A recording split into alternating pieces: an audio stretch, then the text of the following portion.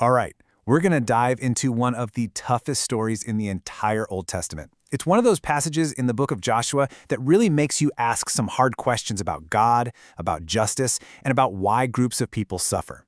But here's the thing. We're going to see how this really disturbing event actually finds its ultimate answer in the cross of Christ.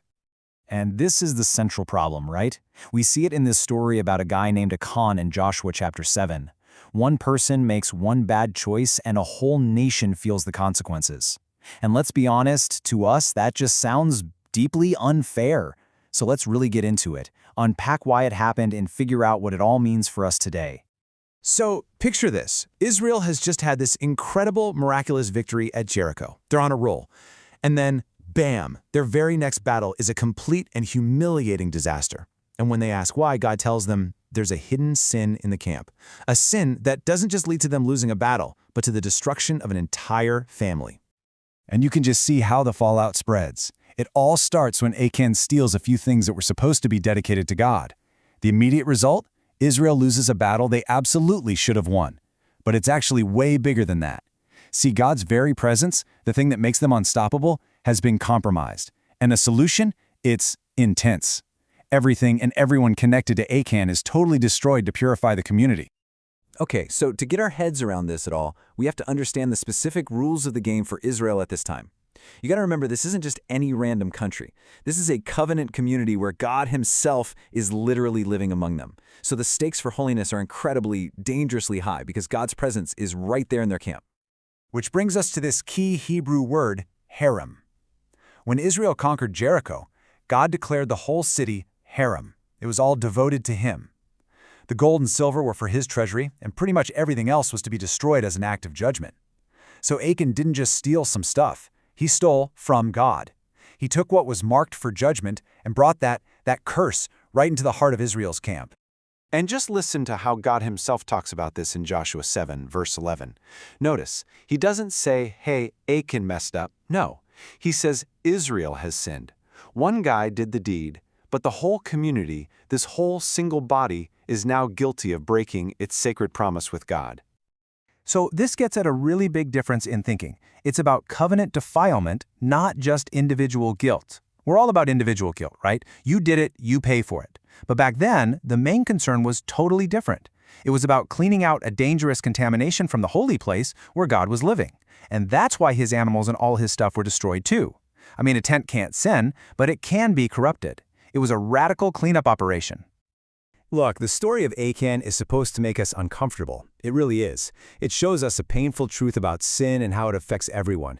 But here's the good news. That's not where the story ends. This whole painful pattern is actually a giant arrow, pointing us to the ultimate answer found in the cross of Jesus Christ. And this is where we see this incredible flip. That whole pattern from Joshua 7, where the many suffer for the sin of one person, Jesus takes that exact same logic and turns it completely upside down. Because at the cross, the one, Jesus, willingly suffers for the sins of the many. The logic is the same, but the outcome is gloriously reversed. And what's amazing is, hundreds of years before it happened, the prophet Isaiah saw this coming. He said that the iniquity, the guilt of us all, would be laid on him. The very curse that should have spread out to all of us was instead focused and placed on one person. The New Testament book of Hebrews makes this connection crystal clear. Remember how the corruption had to be taken out of the camp? Well, Hebrews 13 says Jesus suffered outside the gate. He became the one who was cast out, the one bearing the curse, so that he could make his people clean.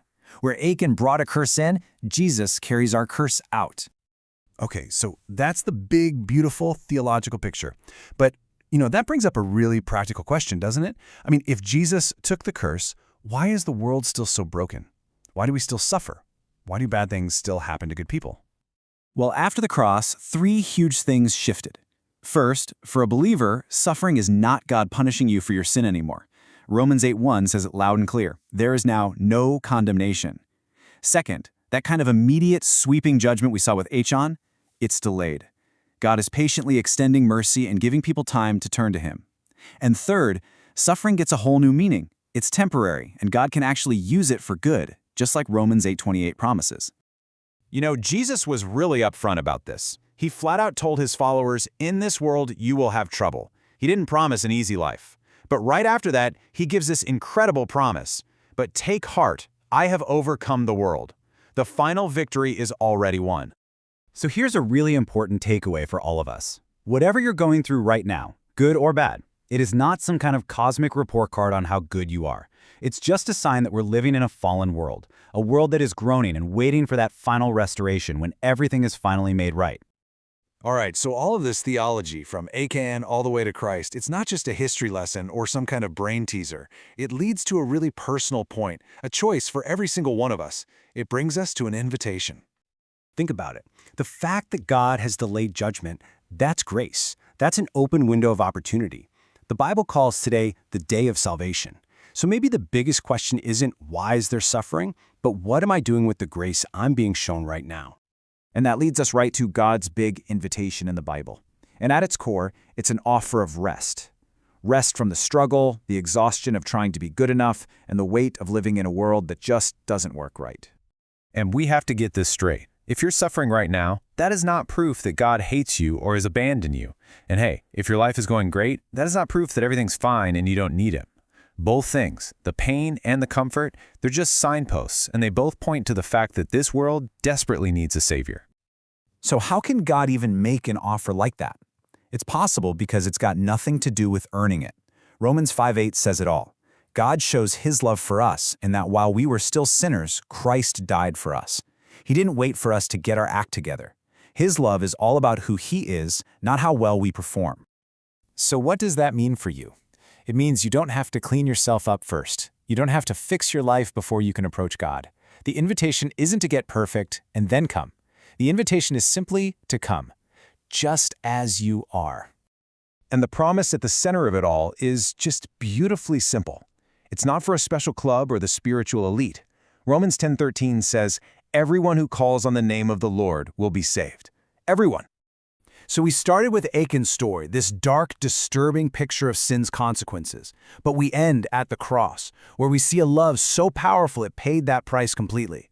And that offer of forgiveness, of real life, of rest, it's on the table for you. That invitation is standing right now.